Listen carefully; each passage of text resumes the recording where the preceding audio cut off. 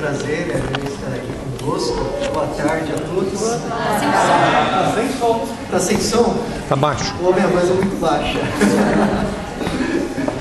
Bom, eu sou então o Padre Matheus Maria, eu me apresento antes, faço parte de um mosteiro, um priorado dos senhores, nascido em Medjugorje, de espiritualidade beneditina mariana.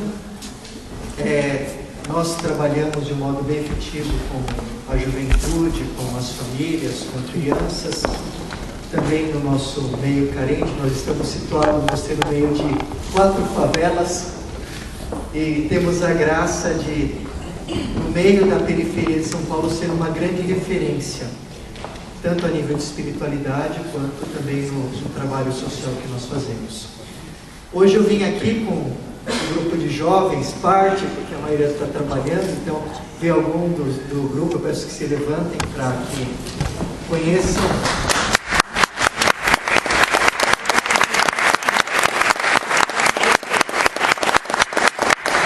São realmente jovens muito especiais, que eu acompanho já há alguns anos, desde quando eu me ordenei, iniciei a trabalhar com o grupo. E nós trabalhamos e batemos muito na formação, temos sempre os encontros de 15 em 15 dias de formação, de espiritualidade, de adoração ao Santíssimo, e o grupo caminhava e caminha muito bem. Eu percebo que sempre vai ajuntando cada vez mais jovens. Também estou com os seminaristas menores aqui, que nós temos um seminário menor, onde os meninos ficam comigo, os rapazes, para até os 18 anos, para após a formação do colegial, descerem para outro mosteiro e lá iniciarem toda a parte de aspirantado, postulantado, a parte da vida religiosa.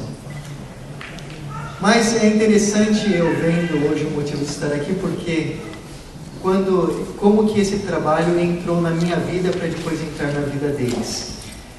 Na época das eleições, onde nós todos acompanhamos esse divisor de água, nós realmente percebemos que houve grandes conflitos na sociedade, inclusive dentro da própria igreja.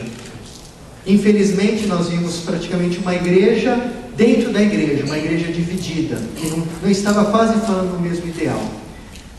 Até que nós vimos depois o cardeal Burke, do Supremo Tribunal, dando a linha bem clara, dizendo que a igreja deveria falar e claramente. Infelizmente, nós vimos que houve pronunciamentos mais paralelos, houve coisas muito diretas. E tudo isso, na minha oração, na minha adoração, eu me questionava também o que eu poderia estar fazendo. Foi quando eu comecei a ver testemunhos de leigos que para mim foi um tapa na cara. Porque eu vi como os leigos dão um show de bola no clero. Isso é impressionante. Isso em toda a história da igreja é assim e se repete. Isso eu falo tomando primeiro a culpa, dizendo minha culpa, minha culpa, minha culpa. Falando primeiramente para mim. Como eu vi o caso do Ernesto, que é amigo do nosso mosteiro, que foi processado por um católico, que a maioria aqui conhece, a favor da vida, que apoiou Marta Suplicy, apoiou tantas outras que não vamos nem citar agora, não precisa citar nomes. Foi processado um pai de família, 5 ou 6 filhos de Ernesto, 5 filhos, que vive da providência, processado por um católico. E a própria palavra de Deus diz: irmão, não processai o vosso irmão. Porque disse a verdade. Depois eu conheci a Érica, o professor Felipe Neri, pessoas que também mexeram comigo, que falaram tantas coisas que mexeram no meu coração. A Érica falando: padre, mas o evangelho que nós pregamos, que a igreja prega, não deve ser o evangelho das nuvens. Deve ser o evangelho concreto do dia a dia, deve defender a vida. E tudo isso me questionava, até que eu resolvi fazer alguma coisa. Da minha parte paralela, fazer vídeos na internet, nas minhas homilias, fazer as minhas homilias criticando, falando aquilo que devia ser falado de modo bem pontual, falando sobre o PT, Partido Abortista, os exemplos que dava, tudo, e veio tanta coisa, tanto amigos e inimigos, mas é assim, Jesus também teve o mesmo, mas não ficou em cima do muro. Então, Depois disso, eu tive a graça de conhecer a Maria Ângela, que na época era presidente do CAN, né, Maria Ângela? E conhecendo a Maria Ângela, por e-mail, pela internet, ela falou: padre, olha, tem sempre casos de aborto, de meninas grávidas, que a gente não sabe como, não tem pessoas para interceptar. Eu vi que o teu trabalho, você trabalha com jovens, você não quer fazer uma aliança, a gente trabalhar junto? Eu falei: Maria Ângela, com todo prazer. E como o grupo de jovens já estava bem estruturado, tanto na doutrina da igreja, porque nós estudamos os documentos, o Evangelho, fazemos Lexio Divina, e eles conheciam também, e sempre nós conversamos no contexto político, tudo o que estava acontecendo. Eu falei: vamos iniciar um trabalho então de formação agora pró-vida. E aí iniciou o trabalho com esses nossos jovens de interceptação das mulheres. Vêm as ligações daqui da parte de São Paulo, e de um modo especial eles ainda hoje, interceptam, e assim fomos ganhando espaço. E eu achei muito bonito tudo isso, porque nos mostrou uma coisa, que quando se quer fazer o bem, e quando nós queremos trabalhar para a vida, não se precisa de grandes estruturas, precisa de muita boa vontade e oração. O grupo de jovens, eu falo, não são um grupo de jovens qualquer, e não são mesmo. Não porque acompanhem, mas porque são jovens que eu conheço um por um, fazem direção espiritual comigo, se confessam comigo. Quase todo o grupo inteiro tem o voto de castidade até o matrimônio nas minhas mãos, a nível de confessionário. Rezam o rosário todos os dias completo, fazem jejum de sexta-feira, leem a Sagrada Escritura todos os dias. Jovens que têm um ideal. E o que falta hoje, que eu vejo eu falo isso, uma crítica construtiva, mas dentro das nossas paróquias, dentro da nossa igreja, é que se está muito na superficialidade com os jovens. Se cria tanta cristoteca, balada santa, tanta coisa, que não serve para nada. Não serve para dar conteúdo doutrinal, moral. Se pensa que está trazendo para dentro da igreja, mas está afastando. Porque eu confesso muitos jovens que participam de balada santa e cristoteca, eu escuto coisas que nem na balada do mundo, na cristoteca do mundo, acontece. É muito pior. E se cria, eu vejo que se faz tantas reuniões, tantas coisas que não servem para a edificação da nossa juventude. Eu vejo no mosteiro os jovens, eles vêm no mosteiro e fazem parte do mosteiro porque vê pessoas que rezam. Como quantos jovens que se converteram e hoje também fazem parte do nosso grupo, um deles é o Éder, que está aqui. Se levante, Éder. O Éder, foi o Willi, levante o Willi. O Willi fez o retiro no mosteiro, teve uma grande experiência de Deus na oração. Depois ele foi na paróquia dele, na frente do altar, pegou o terço e começou a rezar. O outro colega dele conheceu ele e falou: nossa, o que aconteceu com aquele? Está diferente, nunca vi ele rezar. E foi trazendo o outro. E eu penso muitas vezes a época do São João Maria Vianney, do Coradars. Uma época onde a igreja também passava por dificuldades, ainda mais quando ele foi parar em Ars, onde ninguém ia na igreja, até que mudou o padre. E quando mudou o padre, o que acontece?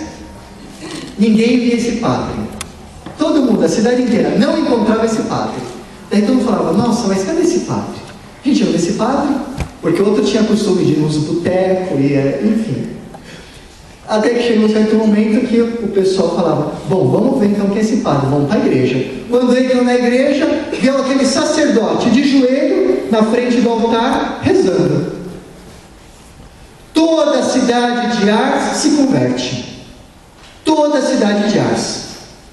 E o próprio arcebispo de Paris dizia: todos vêm na minha catedral, ninguém sai convertido. E minha catedral é cheia. Agora vão em Ars, voltam convertidos para Paris. E é este o testemunho que nós precisamos colocar dentro da nossa palavra. O que falta, sobretudo, para que os jovens trabalhem e tenham ideais é dar uma vida de ideais e de oração. Ideais e oração. Eu tenho pouco tempo de padre, tenho 5 anos e meio. Mas esses 5 anos e meio que eu tenho de padre, eu tenho acompanhado, e eu tenho, desde que eu me ordenei, quando eu deitei no chão para se ordenar, eu consagrei meu sacerdócio para os jovens. E desde aquele tempo eu vejo o quanto o Senhor me recompensa. E eu vejo que o jovem deseja hoje é ver uma igreja, não que faça tanta coisa, mas que reze. Porque com a oração é o Senhor que nos dá força para fazer. É lógico que tem um ditado italiano que diz assim: fra il dire e il fare c'è di mezzo il mare.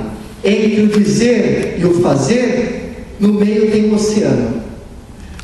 E é verdade, porque muitas vezes nós como igreja falamos tanto, produzimos tantos documentos, mas na parte concreta falta muita coisa. Sobretudo porque falta hoje no seio da igreja a oração. A oração. Nós vemos todas essas aparições de Nossa Senhora que há no mundo: Fátima, Lourdes, La Salete, Guadalupe e tantas outras, até agora Medjugorje. Nossa Senhora só pede uma coisa: a oração. Queridos filhos, rezai, rezai e rezai. O que falta hoje no mundo e na igreja é a oração. Porque se nós nos tornarmos pessoas de oração, nós temos a própria graça de Deus que trabalha em nós e faz por nós. Nós vivemos em guerra neste tempo. Nós estamos numa guerra. Eu faço exorcismo com a permissão do bispo, do meu bispo diocesano e do meu superior. Aconteceu que, durante o exorcismo que eu fazia, uma vez aconteceu que o próprio demônio, a entidade que estava, na pessoa falou: foi justamente na época das eleições isso. Você pensa que o que você está fazendo é alguma coisa? Eu não respondo, eu me calo, porque com o demônio eu não respondo. Depois ele dizia assim: aquilo que eu mato é muito maior, porque eu mato milhões no seio de suas mães. Justamente porque ele era época da eleição, a tema do aborto, tudo, e dizendo que aquilo não era nada. E realmente era muito pouco. Mas o que eu mais escuto quando eu faço um exorcismo, eu faço quase toda semana, o que eu mais escuto é a entidade, o demônio dizer: eu quero a morte dessa pessoa, eu quero matar. O demônio, ele não brinca, ele não brinca. E se ele encontra uma brecha, ele mata. Agora, para nós que buscamos às vezes trabalho para a vida, para nós, em primeira pessoa, nós devemos ter uma oração profunda e uma intimidade enorme com a Eucaristia e com Maria, porque o demônio nos persegue. E eu tenho certeza que vocês que estão na linha de frente nos movimentos pró-vida sentem o quanto Satanás tenta obstacularizar e tenta destruir os nossos trabalhos.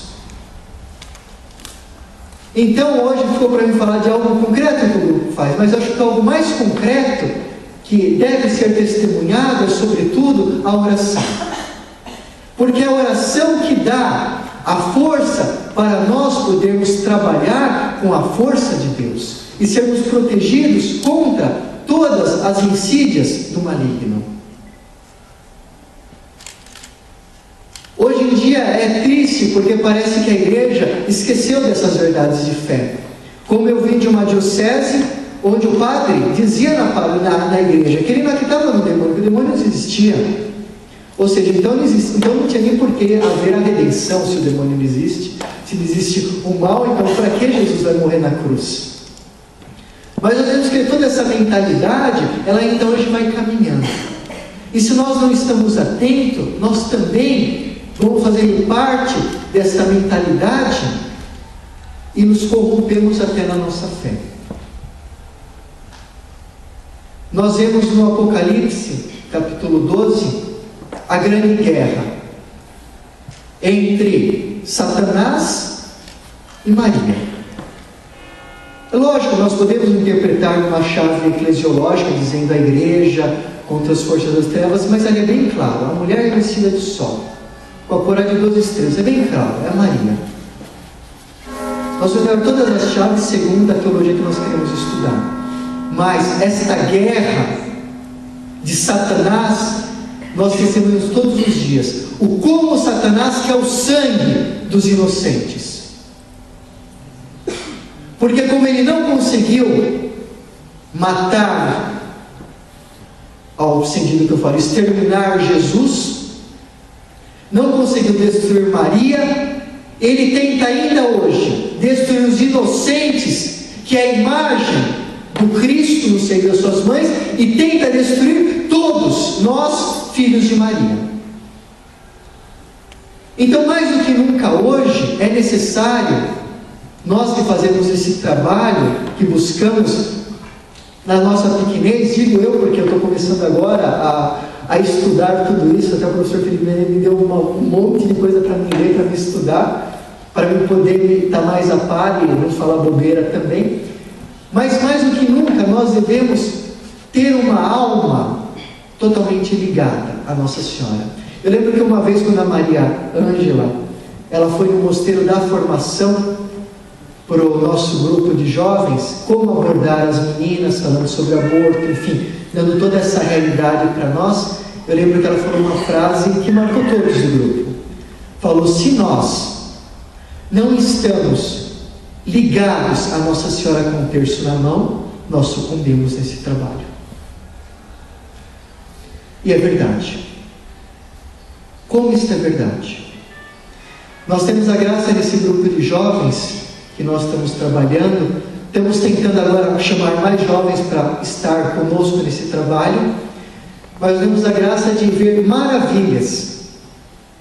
Eu também falo, vou passar a palavra para a André, que eu coloquei ela como coordenadora dessa parte da vida no grupo de jovens, para que ela que vê as equipes para visitar, e como nós temos vendo excelentes resultados, onde eles vão diretamente abordar essas pessoas, e depois os casos mais complicados trazem para mim como padre, para poder ajudar, se é católico, enfim, dar uma palavra, ou com a confissão, e fazer esse trabalho. Então, o que eu queria deixar aqui, concluindo a minha fala, é que, como eu sei que tem várias pessoas aqui dentro das paróquias, buscar mais trabalhar com os jovens, dando ideais muito concretos. Porque o jovem, ele quer coisa concreta na mão para poder trabalhar. O jovem, ele quer ter um ideal claro, ele quer ver um testemunho claro para poder dar a sua vida. Então agora eu quero chamar aqui a Andréia, para que ela possa falar um pouco do trabalho diretamente do grupo de jovens. Gostei do som celular, viu? Não é meu. Daqui a pouco eu vou dançar aqui.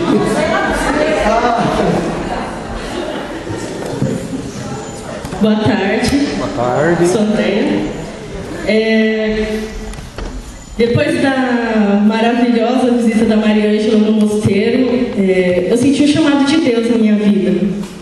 Não sou uma pessoa capacitada e acho que Deus me escolheu. Foi maravilhoso.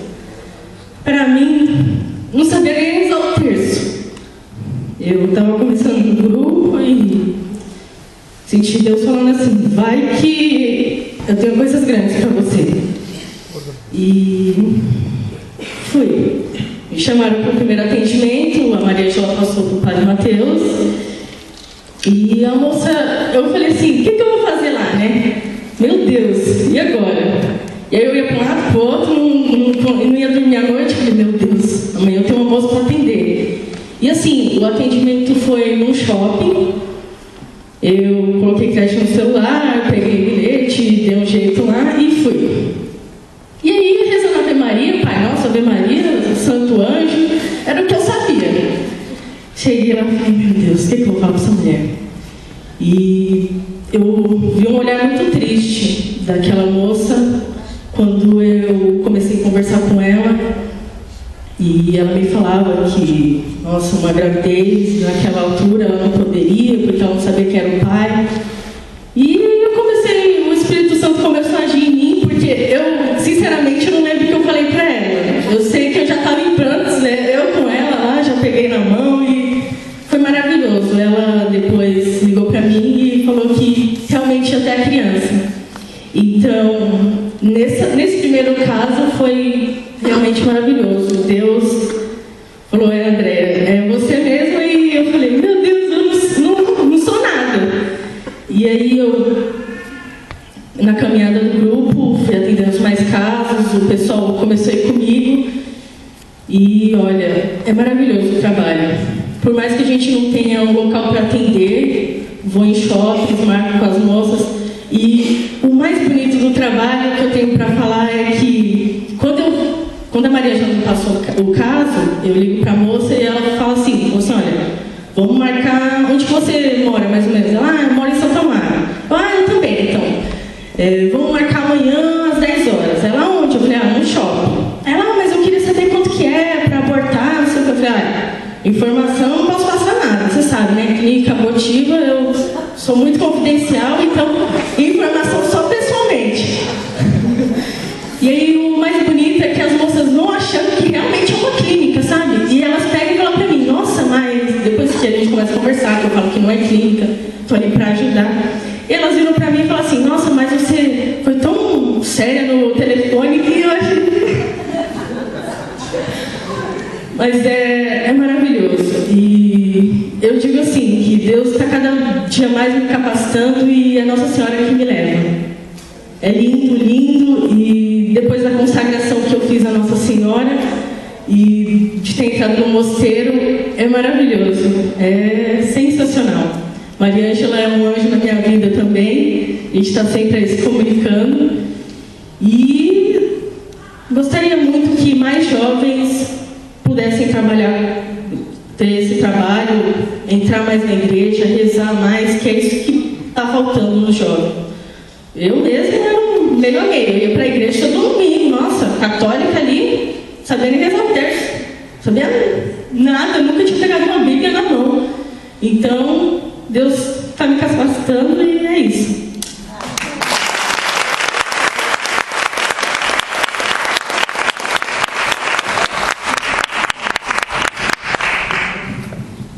Eu quero falar só um minutinho. A minha vida sem Maria não é vida. Eu digo que... Segura minha mão. Eu vou falar bem rapidinho. Minha vida sem ela é como... Eu falo assim, o terço, o rosário que eu rezo todos os dias, que na verdade eu rezo o rosário todos os dias, o rosário é meu cordão umbilical. Se eu não rezar o rosário, eu não tenho vida. E é ela que tem realmente me sustentado nessa caminhada tão difícil. Encontro muitos obstáculos, mas em todos os obstáculos, quando eu acho que eu não vou ter mais força para me levantar, ela vem com a sua mão poderosa e me coloca muito mais alto do que onde eu estava. Então Maria e a Eucaristia é o meu ar, é a minha vida, e todo o trabalho da defesa da vida eu devo a Nossa Senhora. Por isso, onde eu vou, eu levo ela comigo, não só na imagem, mas especialmente no meu coração. E que vocês todos que estão aqui, que defendem a vida, rezem, comecem a rezar o terço. Faça do terço uma arma, porque o terço é uma arma poderosa. Rezem o terço, recebam Jesus Eucarístico todos os dias, se possível, para que vocês possam ver as maravilhas que nós vamos cantar como Nossa Senhora. A minha alma fez em mim, o meu Senhor fez em mim maravilhas, e santo é teu nome. Obrigada.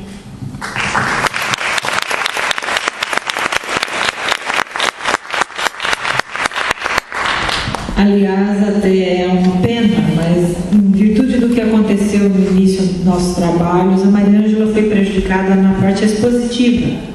Nós não tínhamos o data show, eu fiz a inversão de pauta, mas se alguém tiver interesse que a Maria Ângela vá fazer um treinamento também para começar a fazer esse tipo de atendimento, ela está à disposição, é só entrar em contato, depois a gente vai passar a relação dos contatos, e é assim que realmente a abordagem acontece. gente vê uma menina, não sei quantos anos ela tem, falar o quanto que Deus age no momento em que Ele precisa. Ele nos instrumentaliza. Porque cada vez que eu também vou para uma abordagem dessas, eu digo, meu Deus, quem sou eu? Suja, pecadora, imunda? Agora, se o Senhor me acha que eu sou capaz de ser um instrumento, então me unja para eu, de verdade, fazer o que eu tenho que fazer naquela hora. E todas que nós fizemos até hoje, nenhuma se perdeu, graças a Deus. Então é lindo, é isso mesmo. Deus precisa de cada um de nós. Na nossa sujeira, na nossa pobreza e no nosso pecado. A gente não pode ter medo. É dizer, eis-me aqui, Senhor. Faça-se em mim segundo a tua palavra. E vamos em frente, né? Mas não vamos perder mais tempo, não. Vamos lá, Hermes. O Hermes chegou, então agora a gente tem que falar um pouquinho